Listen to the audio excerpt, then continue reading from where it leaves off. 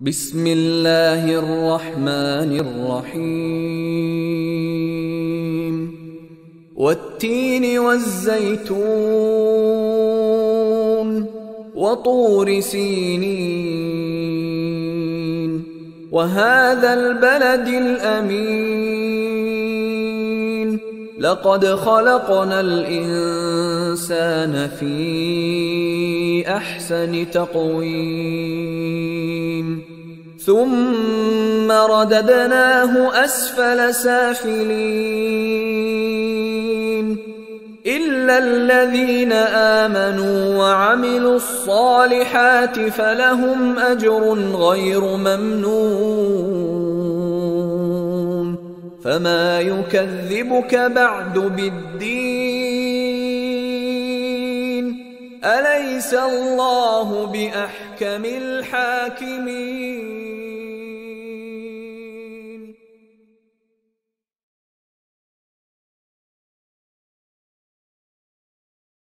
بسم اللہ الرحمن الرحیم الحمد للہ رب العالمین الصلاۃ والسلام علی خاتم النبیین وآلہ الطیبین الطاہرین المعصومین اللہم صلی علی محمد وآل محمد. سورہ تین قرآن مجید کی سورہ نمبر 95 ہے، اور اس سورہ کا بنیادی موضوع یہ ہے کہ دین انسان سازی کا کارخانہ ہے. آج کل ایک جملہ عموماً ہمیں سننے کو ملتا ہے کہ پوچھا جاتا ہے کہ پہلے میں انسان بنوں یا پہلے مسلمان بنوں.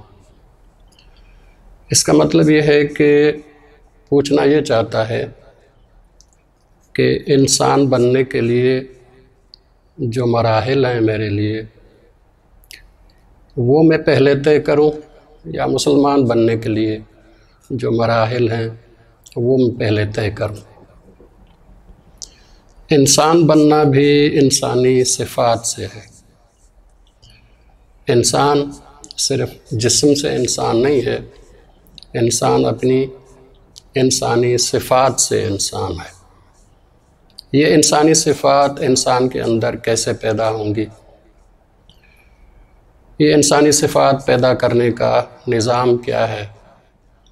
ادارہ کون سا ہے؟ اس کا نصاب کیا ہے؟ اس کا استاد کون ہے؟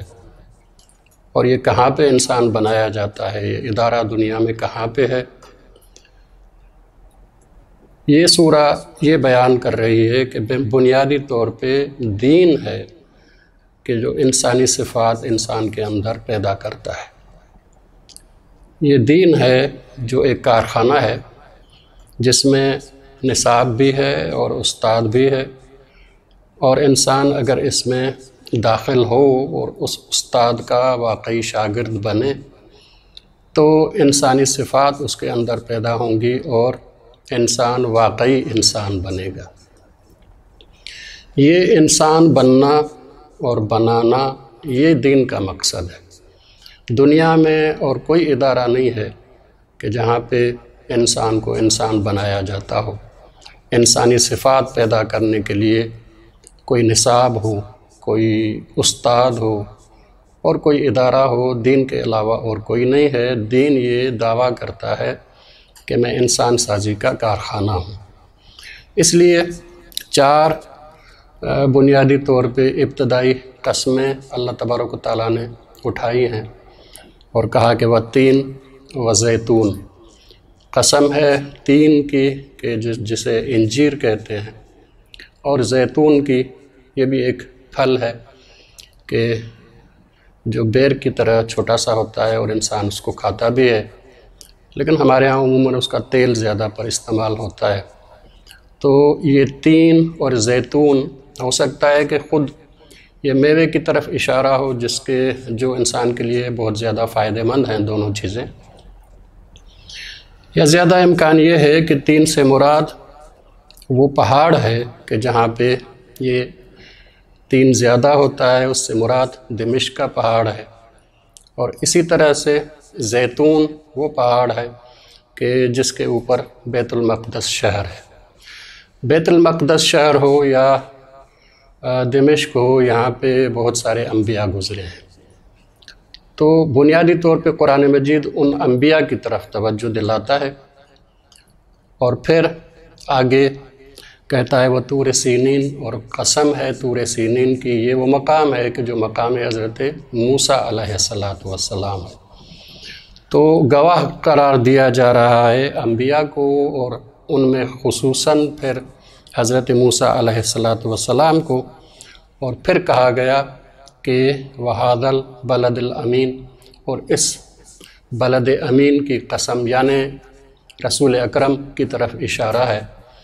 تو گواہ قرار دیا جا رہا ہے انبیاء کو، خصوصاً حضرت موسیٰ علیہ السلام کو، اور اس کے ساتھ ساتھ رسول اکرم صلی اللہ علیہ وآلہ وسلم کو، اور کہا گیا کہ خلقنا الانسان فی احسن تقویم، ہم نے انسان کو بہترین ساخت کے ساتھ بنایا ہے، اور اس کے شاہد یہ انبیاء ہیں، اس کے شاہد یہ حضرت موسیٰ ہیں، حضرت رسول اکرم ہیں، کہ اسی ساخت سے ہم نے یہ انبیاء بنائے، اسی ساخت سے تربیت کر کے ہم نے حضرت موسیٰ بنایا، اسی ساخت سے رسول اکرم صلی اللہ علیہ وآلہ وسلم بنائے گئے ہیں۔ تو یہ گواہ ہیں کہ یہ انسانی ساخت بہترین ساخت ہے، احسن تقویم ہے۔ احسن کہتے ہیں سب سے بہترین کو، اور پھر تقویم وہ چیزیں کہ جو انسان کی شخصیت کا قوام بنتی ہیں، جن پہ دار و مدار ہوتا ہے انسان کی شخصیت کا۔ تو کہا گیا کہ ہم نے اس میں بہترین صلاحیتیں رکھی ہیں، یہ بہترین صلاحیتوں کو استعمال کر کے ہی یہ انبیاء بنے ہیں، یہ حضرت موسیٰ بنے ہیں، یہ رسول اکرم بنے ہیں۔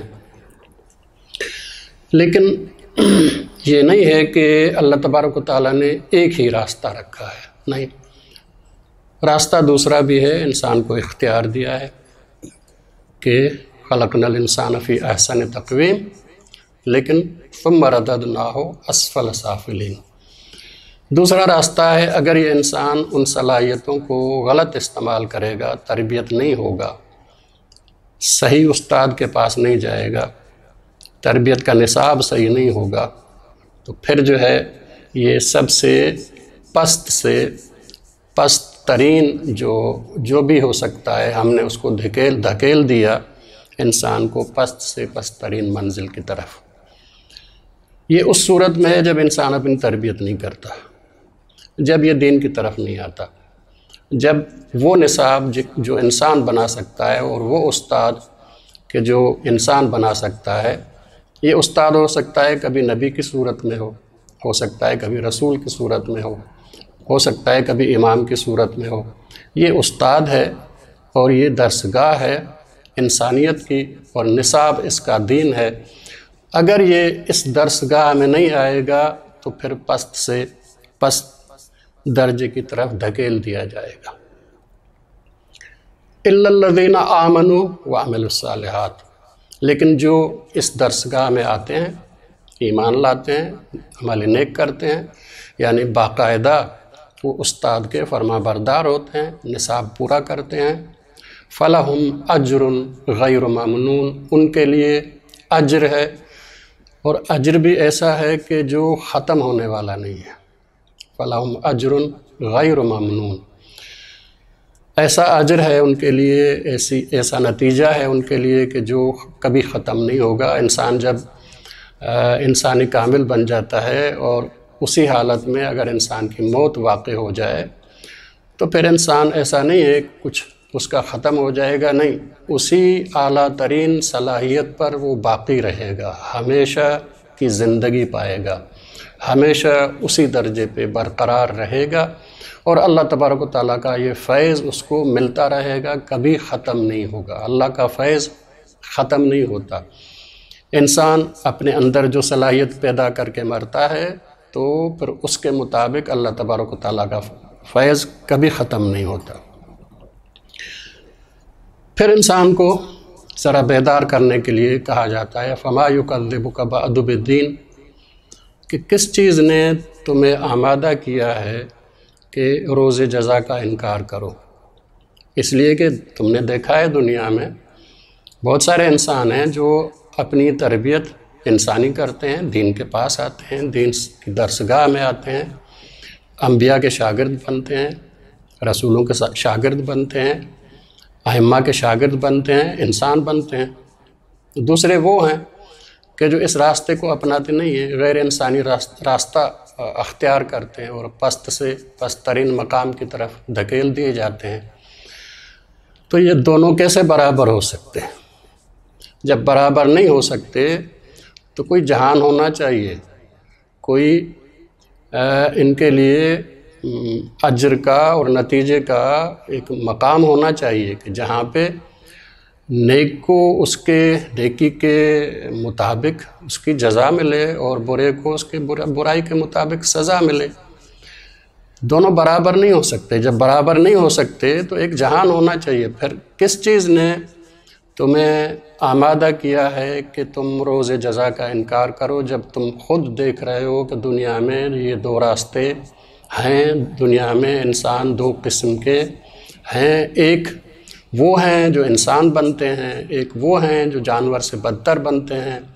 تو اگر موت فنا ہو تو پھر تو دونوں برابر ہو گئے، لیکن اللہ تبارک و تعالیٰ جو عادل ہے، جو حکیم ہے، وہ دونوں کو برابر نہیں کر سکتا۔ اس لیے تمہیں کس چیز نے آمادہ کیا کہ تم روز جزا کا انکار کرو؟ الیس اللہ باحکم الحاکمین، کیا خدا بہترین حکم کرنے والا نہیں ہے؟ جب دنیا میں کوئی بہترین اگر حکم کرنے والا نہ بھی ہو، تھوڑا سا اگر بہتر ہو، پھر بھی اس سے عدالت کی امید ہوتی ہے، انسان کی انصاف کی امید ہوتی ہے۔ وہ مجرم اور محسن کو برابر نہیں کرتا، وہ نیکوکار اور برے کو برابر نہیں کرتا، وہ چور اور نیک کو برابر نہیں کرتا۔ جب ایک چھوٹا سا فیصلہ کرنے والا نیک اور برے کو برابر نہیں کرتا تو کیسے ہو سکتا ہے کہ احکم الحاکمین جو سب سے بہترین فیصلہ کرنے والا ہے وہ نیک اور برے کو برابر کر دے، انسان اور غیر انسان کو برابر کر دے؟ الیس اللہ باحکم الحاکمین، کیا خدا سب سے بہترین فیصلہ کرنے والا نہیں ہے؟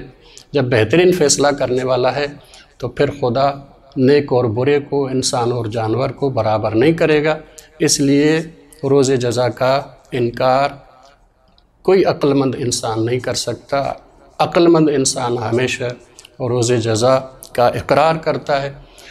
اللہ تبارک و تعالیٰ ہمیں توفیق عنایت فرمائے کہ دین اسلام کے اس مکتب میں داخل ہوں، انسان بنیں، انبیاء کی بارگاہ میں حاضر ہوں، رسولوں کے بارگاہ میں، ائمہ کے بارگاہ میں، اور دین اسلام کا نصاب پورا کریں اور انسان بنیں اور اسفل سافلین بننے سے بچیں۔ اللہ تبارک و تعالیٰ توفیق عنایت فرمائے انشاءاللہ۔ والسلام علیکم ورحمۃ اللہ وبرکاتہ۔